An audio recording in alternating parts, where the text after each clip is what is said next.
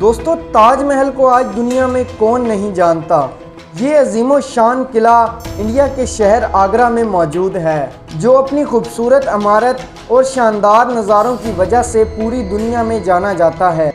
دوستو تاج محل کو دنیا کا 7واں عجوبہ کہا جاتا ہے، لیکن جہاں اس محل کے نظارے دیکھ کر دل میں خوشی کی ایک لہر دوڑ جاتی ہے، تو وہیں اس محل کو بنانے کے پیچھے ایک غم و آفت کی کہانی موجود ہے، اور اس کے بارے میں ہم بتائیں گے آپ کو آج کی اس ویڈیو میں۔ السلام علیکم، ویلکم ٹو انفو ٹی وی۔ دوستو یہ بات ہے سال 1607 کی، جب انڈیا اور پاکستان پر سلطنت مغلیہ کا راج ہوا کرتا تھا۔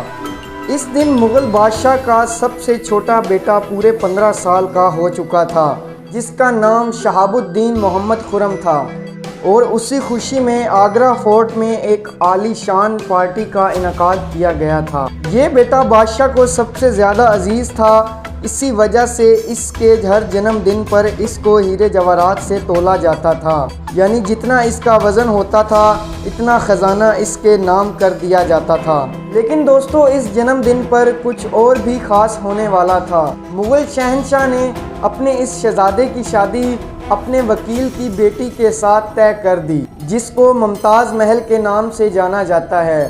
ممتاز اور خرم کو ایک دوسرے سے پہلی ہی نظر میں بے حد محبت ہو چکی تھی، اور یہ اس وقت کسی کو بھی معلوم نہ تھا کہ اس محبت کا بول بالا ہمیشہ رہنے والا ہے۔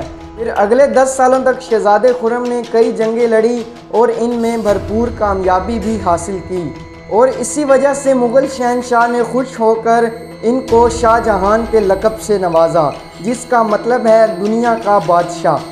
ناظرین، شاہ جہان کی ٹوٹل 6 بیویاں تھیں، جو ان کے ساتھ آگرہ فورٹ میں ہی رہتی تھیں، جن میں سے شاہ جہاں سب سے زیادہ ممتاز سے محبت کرتے تھے۔ پھر اگلے 4 سال بعد اچانک مغل شہنشاہ کا انتقال ہو گیا، اور اگلے 7 سال بعد ان کے شہزادے خرم یعنی شاہ جہان نے ان کی گدی سنبھال لی۔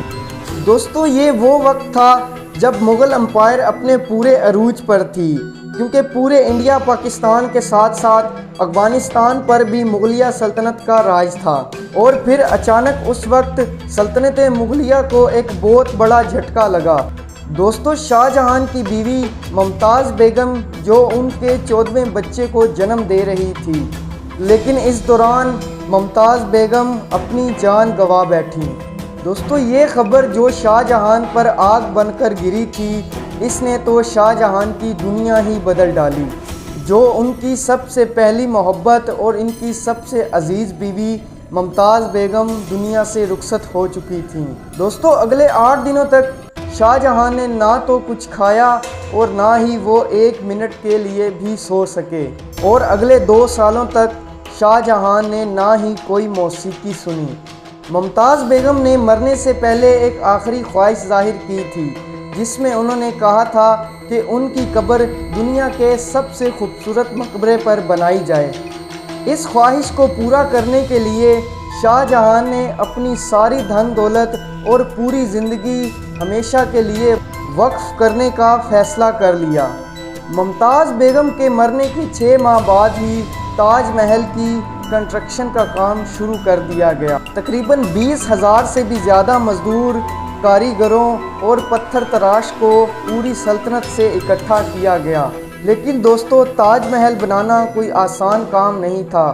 شاہ جہان کے حکم کے مطابق تاج محل کو دنیا کی سب سے خوبصورت عمارتوں میں سے ایک بنانا تھا، اور اس کو بنانے میں انسانی لیبر کے ساتھ ساتھ ہاتھیوں کا بھی استعمال کیا گیا، اور پھر تاج محل کو بنانے کا کام تیزی سے جاری تھا، لیکن اس کے ساتھ ساتھ شاہی خزانہ بھی دن بہ دن تیزی سے خالی ہوتا جا رہا تھا۔ لیکن شاہ جہان کو اس کی کوئی پرواہ نہیں تھی، بس ان کو یہ کام ہر قیمت پر کمپلیٹ کرنا تھا۔ دوستو کہا جاتا ہے کہ تاج محل کی کنسٹرکشن میں اتنے زیادہ لوگ لگائے گئے تھے کہ ان کی وجہ سے آس پاس کے کئی گاؤں میں کھانا ختم ہو گیا تھا۔ 20,000 مزدوروں اور کاریگروں کی ڈیمانڈ پر شاہ جہان نے آس پاس کے جتنے بھی علاقے تھے وہاں سے ہزاروں ٹن اناج آگرہ منگوا لیا تھا۔ کئی سالوں کی محنت کے بعد آخر کار تاج محل کا اسٹرکچر تیار کر لیا گیا تھا اور اب باری تھی اس کو سنگ مرمر سے سجانے کی۔